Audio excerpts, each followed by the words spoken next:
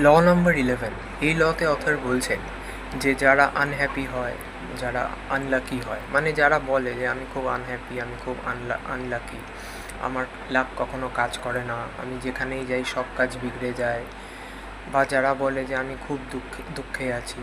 দেখবে আমরা বন্ধুদের মধ্যে অনেক সময় তাদের মজা করে বলি ও হলো দুঃখী আত্মা।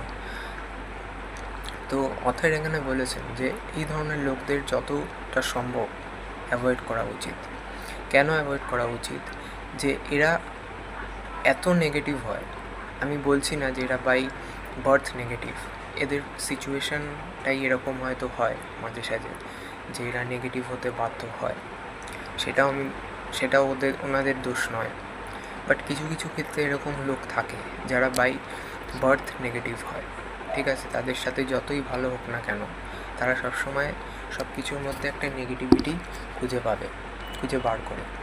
তো এইসব লোকদের সাথে তুমি যত মেলামেশা করবে, এরা কিন্তু তোমাকে কখনো এনকারেজ করবে না কোনো জিনিসের জন্য। এরা সবসময় তোমাকে বলবে যে আরে এটা হবে না, কী হবে এসব করে, ছেড়ে দে, বাদ দে। অ্যাজ আ রেজাল্ট তোমার হয়তো ফার্স্টে গায়ে লাগলো না, সেকেন্ডে গায়ে লাগলো না, একটা সময় গিয়ে কিন্তু তোমার মনে হবে যে ও ঠিকই বলেছিল, সত্যি এটা হবে না। বাট তুমি যদি একটু ট্রাই করতে, হয়তো জিনিসটা হতো।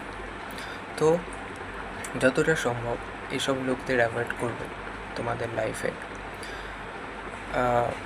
হ্যাঁ, যদি তোমাদের কোনো এরকম চেনাশোনা লোক থাকে যে হয়তো খুবই প্রবলেমে আছে, হয়তো সেরকম নয় বাট সিচুয়েশানের জন্য সে হয়ে গেছে, তাকে তোমরা নিশ্চয়ই হেল্প করবে, কিন্তু তার অ্যাফেয়ার্সে বেশি জড়িয়ে পড়বে না। যতটুকু তুমি করতে পারো, যতটুকু হেল্প করার করবে, তারপরে সরে যাবে। কারণ একটা কথা আছে, সৎসঙ্গে সর্ববাস, অসৎসঙ্গে সর্বনাশ।